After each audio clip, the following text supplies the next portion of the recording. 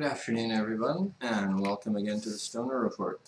I'm Marius Stoner, Associate Editor of Cannabis Culture Magazine, here at 307 West Hastings, delivering you the week's cannabis-related news. So it's getting close to the end of summer here, and it's a bit cloudy, and I wouldn't say it's miserable. Some people say it's miserable, but you know, it's pretty good. I think. I mean, there's only light drizzle, and it's still kind of warm. So the worst is yet to come for sure. And I hear that we're going to have some nice weather soon, too. Jeremiah and Greg are back from Spain. So, stay tuned for Jeremiah's show at 4 o'clock. And, Jody and Mark are still on holiday in Europe. So they should be back, I think, in a week or two or something. Okay. So good wishes out to them. So without further ado, I will start the news. Ottawa father denied say in son's cancer treatment after fighting chemo. Father doesn't want son's leukemia to be treated with chemotherapy. An Ottawa father has been denied say in his 18-month-old son's leukemia treatment after he wanted to use hemp oil instead of chemotherapy. My fear is that his body is not going to take well to chemotherapy, and he's only an 18-month little boy, the 23-year-old father told CBC News Monday. His body isn't even developed yet, so what happens if this chemo doesn't take well? That's why I was asking for the other ways first. The man and his 20-year-old wife found out last week that their son has leukemia. The parents and their son can't be identified due to the provisions of the Child and Family Services Act.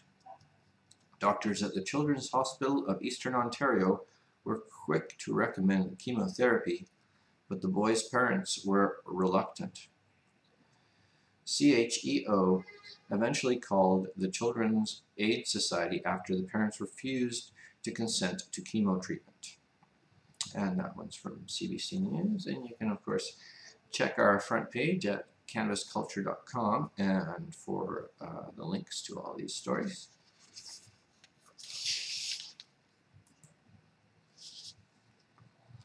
Niagara's first medical marijuana clinic opens. It looks like any other doctor's clinic on the inside. There's a blood pressure pump, stethoscopes, and an exam table. It's the vaporizer in the consultation room that gives it away. Welcome to Niagara's first clinic that focuses solely on patients who may need medical marijuana. Canadian cannabis clinics open Tuesday at 80 King Street in St. Catharines in the old Core Block building downtown. There's no marijuana on the premises, and the office doesn't sell it. Instead, a patient makes an appointment with the clinic's physician, who will assess the person to determine if he or she is eligible for a medical document, like a prescription. They can use that document to order medical marijuana from one of the 13 licensed producers in Canada. The cost of medical marijuana is quite high, almost $7 a gram, said Director Ronan Levy, explaining the clinic has zero patient fees unlike others in the country. We wanted to remove barriers as much as possible for these patients. That one comes from the St. Catharines Standard.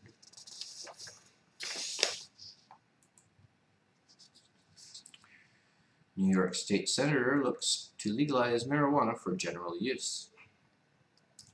New York Senator Liz Kruger will introduce a bill seeking to legalize marijuana for general use in New York State. She said on Sunday, hoping the recent passage of medical marijuana laws will help give the bill momentum. Ms. Kruger, a Democrat representing Manhattan for more than a decade, said that in the legislative session beginning in January, she will fight for a bill modeled partly on cannabis legalization laws that recently went into effect in Washington and Colorado. I will push for taxation and regulation of marijuana, she said at an unrelated campaign rally for Attorney General Eric Schneiderman.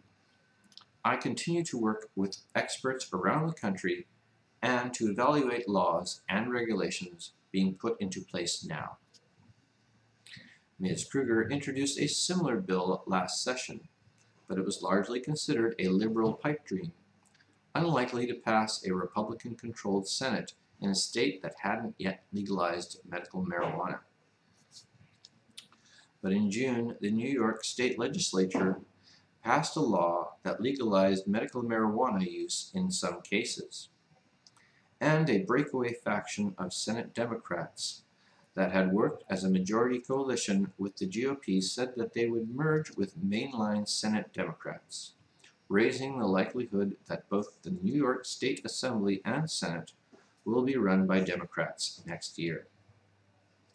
One was from the Wall Street Journal. Of course, like I said earlier, these are just snippets. You can go to our front page, cannabisculture.com, and get the links.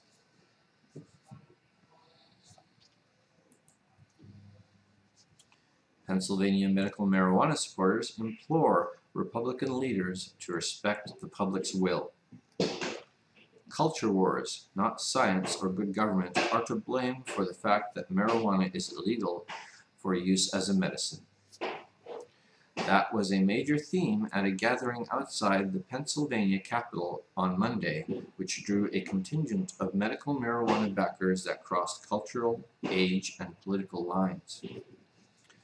One of the speakers was Sean Berkebile, the pastor of what he described as a largely conservative Lutheran congregation in Abbottstown, Adams County. Talk about it as a medicine, he urged the crowd. It's an amazing thing that has given life and health to so many people. Berkebile said he and many others in the congregation were swayed by a young girl who has disabling seizures which aren't controlled by conventional medicines, and who has sustained liver damage from those medicines. And that one is from Pennsylvania Live.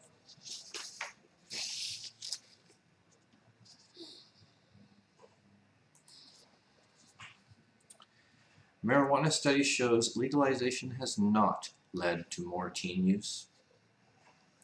A nationwide survey released today found that legalization of recreational marijuana in some states has led to more young people smoking pot.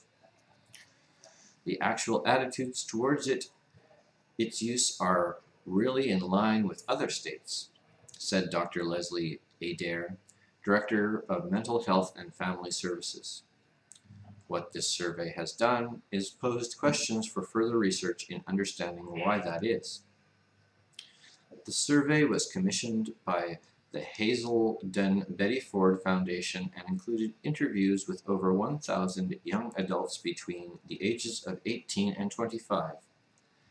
It also found that about 1 in 10 of young adults reported being high daily at school, work, or while driving.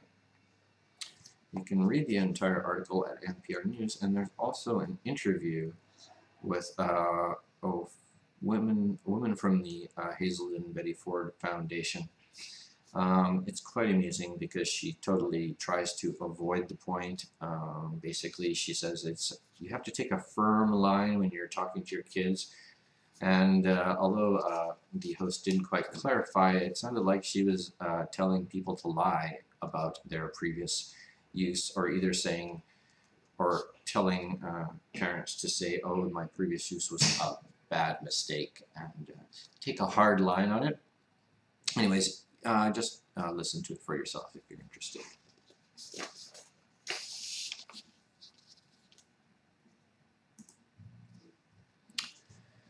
First Legal Spokane marijuana customer struggles to find job.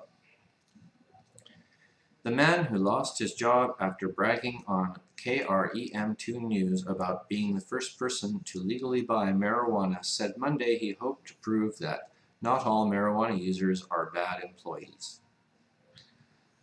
Boyer said, referring to the fact that he was the first person to ever legally purchased marijuana in Spokane. Boyer claimed he was fired from both his full-time employers after giving an interview to KREM2 News. He added that he later got one of the positions back, but said he has not worked any hours since. "I can't get a job. Everywhere I go, the employer goes, 'You're the weed guy. We saw you on the news.'"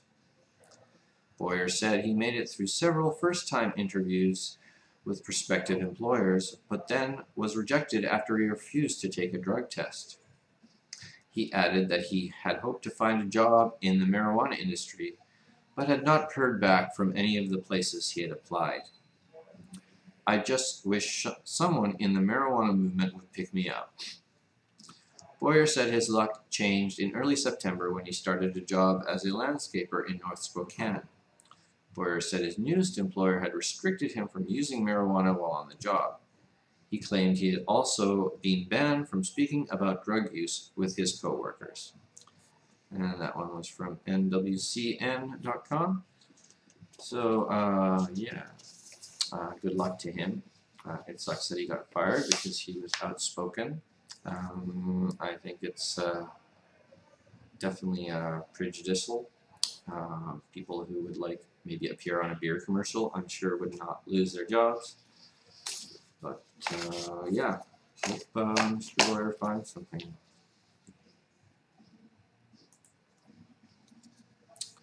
Bill filed to rein in police militarization. Concerns about the militarization of American policing have been on the increase for some time now, but have crystallized in the wake of heavy-handed police response to killing earlier this summer of black teenager Michael Brown in Ferguson, Missouri. For years, observers have noted the SWAT mission creep, where sending paramilitarized police units to deal with rare mass attacks and hostage-taking events has transmuted into the routine use of SWAT for things like serving drug search warrants. A recent ACLU report documented this trend, finding that 62% of all SWAT teams had been deployed for drug raids, and public anger over police killings, especially of young men of color, has been on the increase as well. In the past decade, affairs have only accelerated as police departments around the land have availed themselves of Congress's largesse in letting them pick up surplus military equipment for free, bringing home Humvees and MRAPs, as well as all kinds of armaments and military getup. Under the weight of all that gear, policemen who used to look like officer-friendly have taken on the appearance of Imperial stormtroopers. That has all taken place under the Pentagon's 1033 program. It allows the transfer of such equipment from war zones in Iraq and Afghanistan, state and local law enforcement agencies without charge. But critics charge, while appropriate as war material, much of this equipment is not suited for civilian law enforcement purposes. Article, and that one was from Stop the Drug War.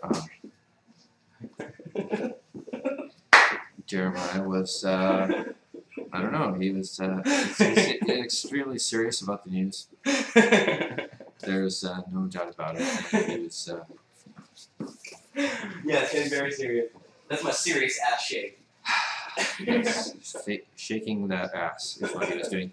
So, hi everybody. I'm gonna start rolling a joint now because it's gonna be 2:20 in a couple of seconds. Woo! And Jeremiah's here, so much for the rest of the show. I think it's ruined. Ruined. I'll just have to edit that bit out. That's the best part. Yes. To edit out. So yeah, I'm gonna roll a joint because I haven't rolled one yet. Got some really cool looking stuff. Really cool looking. Really cool. It's got some purples in it. It doesn't burn that great, I'm afraid. But it tastes really good and it gets really high, and it looks awesome. So Maybe it just needs a little bit more drying. Here, policeman, got some weed. So yeah, there it is. There's the alarm. Happy 220 and happy 420 to all you people high in the mountain zone.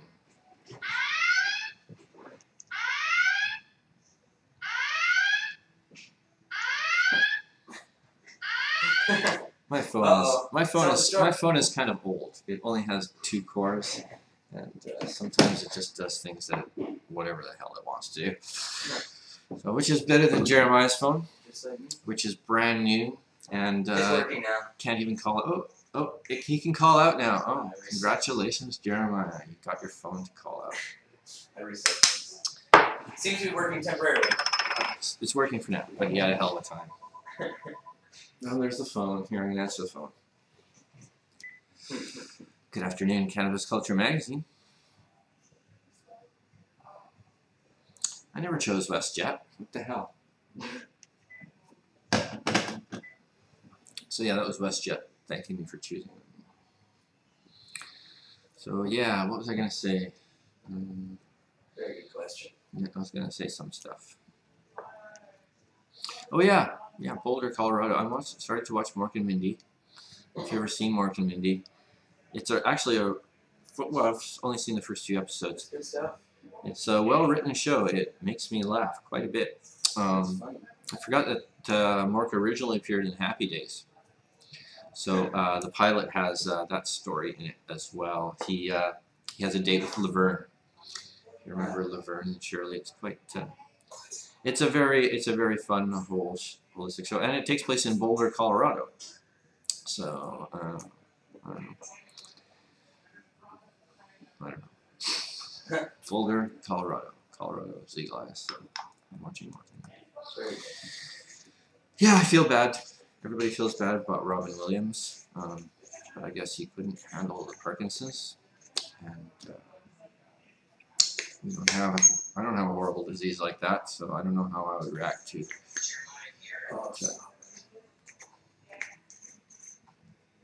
So yeah, let's have a look at chat. There's people in chat today. Hello, people in chat. Did you notice that there was music? I finally got the proper 8.1 drivers for this freaky computer, and the sound's working very well now. So you guys got to hear the intro. Yeah, it's taking me a while. I'm sorry. Yeah, look at that though. Gee, look at it. Isn't it awesome? And the smell. Yeah. I'll put this up to the microphone so you can smell it. Does it smell good? Yeah. In the future, you'll be able to smell it. We'll just edit that in when smell-o-vision comes along.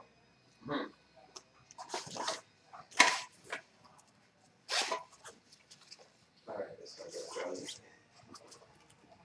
It's hard driving me crazy. I got my zigzags back.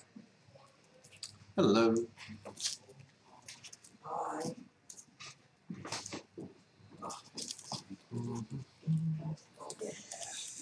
So, how are you guys doing?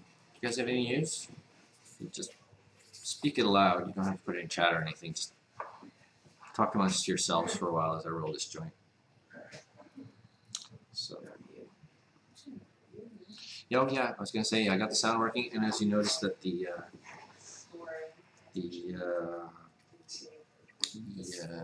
pictures are happening faster now. I found another way to do it. So I read all those complaints and I try to act on them if I can.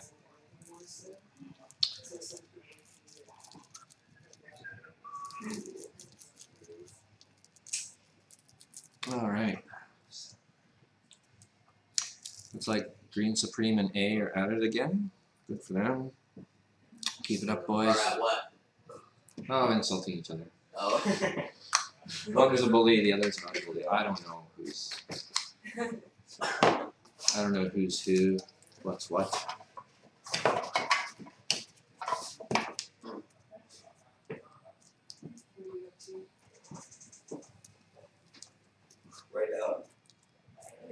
Okay, sorry to waste all your guys' time. I'm almost done.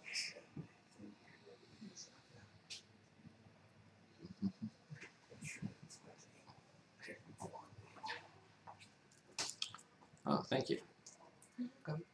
What did I roll this for? What the? I heard your inner self wanted a doobie. So I was like, There you go. here it is. Meditate and you shall receive. Thank you. You're welcome. All right.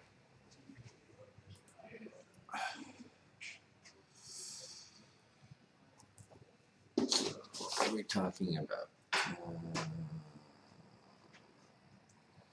Oh yeah.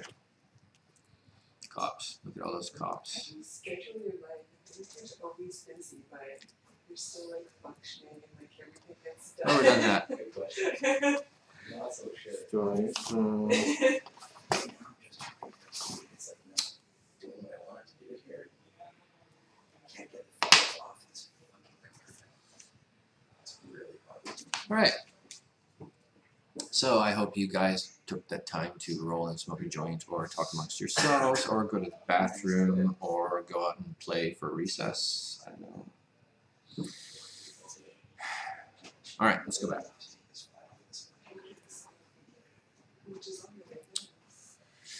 Bill to remove barriers for medical marijuana trials in Australia.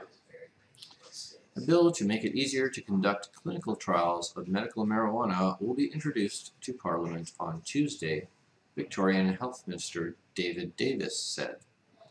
Mr. Davis said the government will seek to remove a legislative barrier from the Drugs, Poisons and Controlled Substances Act.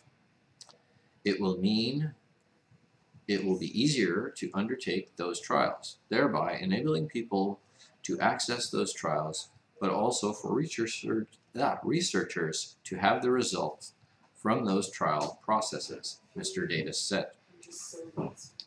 Currently, researchers have to obtain a permit for each individual participating in a trial, and the proposed bill allows researchers to apply for one permit for the whole group. Mr. Davis said the proposal was the first step in a number of changes he announced late last month. And that article comes from The Age.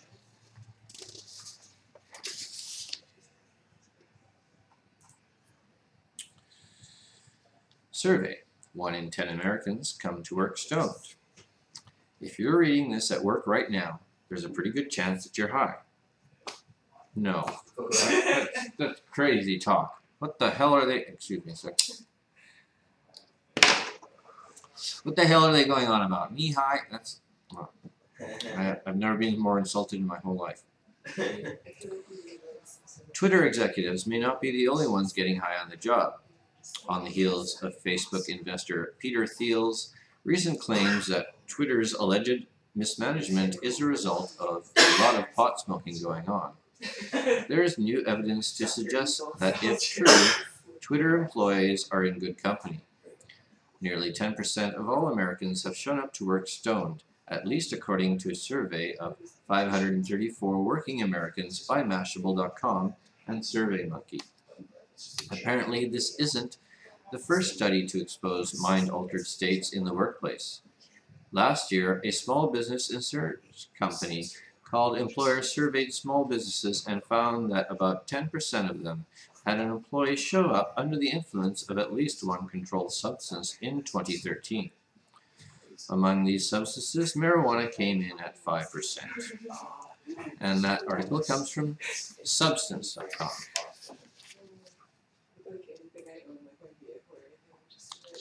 Marijuana Legalization Group launches Consume Responsibly campaign.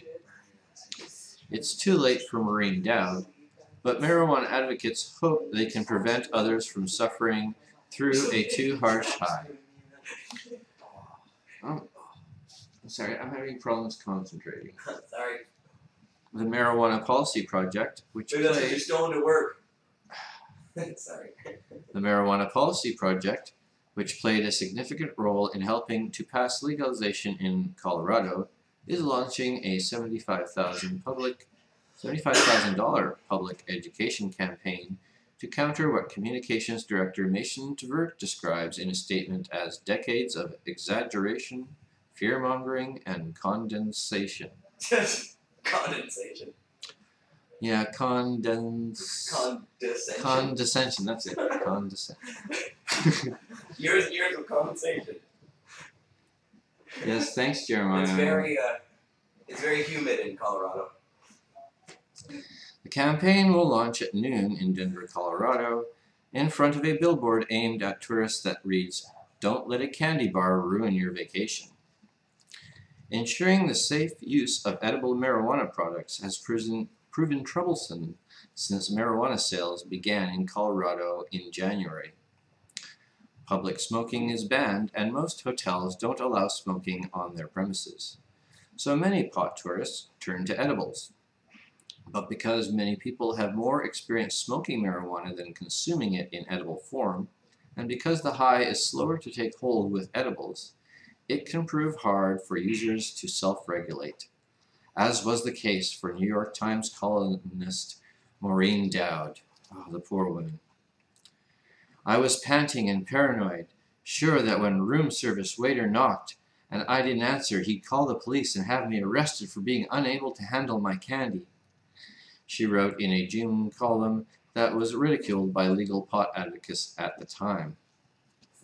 The campaign will feature print ads, online ads, and literature to be distributed at retail locations, urging responsible consumption and directing people to consumeresponsibly.org.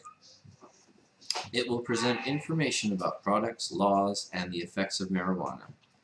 The group plans to spend at least $75,000 by the end of the year and hopes to continue raising funds to support the campaign. Publications that target adult marijuana consumers, such as Health Connoisseur in Colorado, will also run the ads. And that article comes from the Washington Post.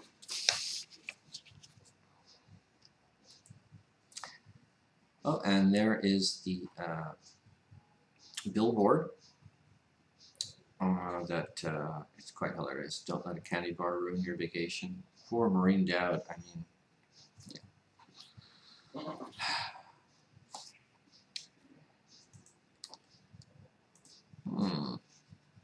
I seem to be missing a graphic.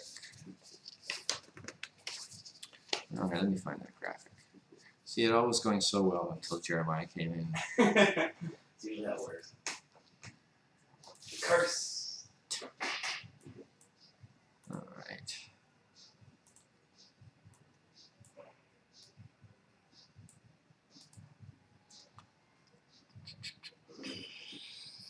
Alright, I apologize. Yeah, that graphic is pretty important, so I'm gonna have to dig it out.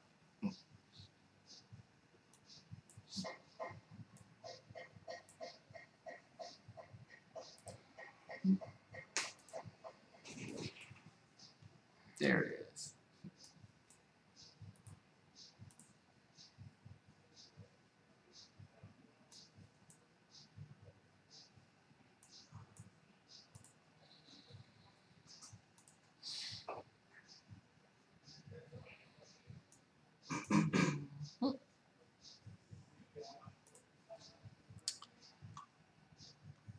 Come on, come on. Alright, almost here. There. And it opened up in the wrong window. Great. So much for totally smooth. You know, if I can do it. Okay, you guys can see it. A picture of two penises there. The anti-marijuana legalization advocates launch campaign against Initiative 71. On November 4th, residents of D.C. will have the opportunity to vote for an initiative that would legalize the possession and home cultivation of small amounts of marijuana. Initiative 71, proposed by the D.C. Cannabis campaign, received more than 57,000 signatures to get on the November ballot, with little to no opposition during the signature gathering effort. but now a group has formed to urge district voters to oppose the initiative. At a press conference outside the Bible Way Church, the group called TIEDC formally launched their campaign. TIEDC is committed to protecting these communities and the rest of the city from the consequences of legalizing a third recreational drug, said William Jones, the main organizer of the campaign. The Post editorial board this week urged the district voters not to rush to legalize marijuana. With marijuana already decriminalized, there's no reason for the district to rush to the next step. Why not at least give Colorado a bit more time to provide lessons, the Post wrote. Williams praised the Post editorial, adding that we don't need to legalize a third drug.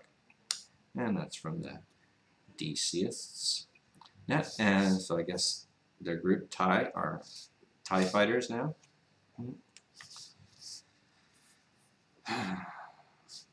And yeah, so they'd rather have like the penis on the left, which appears to be neutered or has no balls, than the penis on the right, which is has like green balls and doesn't appear to be cut. So they'd rather have a neutered penis than a penis with balls and hair on it. Or, oh wait, that's the Washington Monument and a joint and some buds. Oh, I thought it was penises. I'm so sorry, guys. All right, well, that's the news. Glad you joined me. Fascinating. Sure, glad I could keep it dignified. Always. As always. And I'll work on this new technology. Obviously, I'm getting slightly better at it. Thanks very much for joining me. Don't forget to stay tuned to 4 o'clock to see what kind of ridiculous stuff Jeremiah has in store for you. Ridiculous. No, it's going to be awesome because he was just in Spain. And he's going to tell us all about all the rain there and how it falls on the plains. Or, no, that was Marijuana Man's show.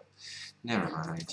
Just watch, okay? That was the strange fall mostly on our brains. The strange spot, yeah, exactly. So, Which they did. yes. Yes, I have All many right. videos, and Willie Awesome's come on the show to talk about Oh, yes. Vancouver dispensary quality of their strains. Definitely. A good thing to stay And Dana Larson will be on the program. watch. All right, Dana Larson, Willie Awesome, Jeremiah Vandermeer, and what more could you possibly want? Enrico, Mark Emery, got lots of video. Yep. Lots of video. So stay tuned. Okay, don't forget, cannabis is the most advanced plant on the planet. We're going to use it to save the world and save ourselves. So until next week, I'm Marius Stoner for Cannabis Culture Magazine. Take care. Woo! Good show. Yeah, no, Good show, man. no, we're still on. I have to find the outro. Oh, there it is. Not for a minute. I got all. I thought I had it all set up though. All right. Good night, everybody.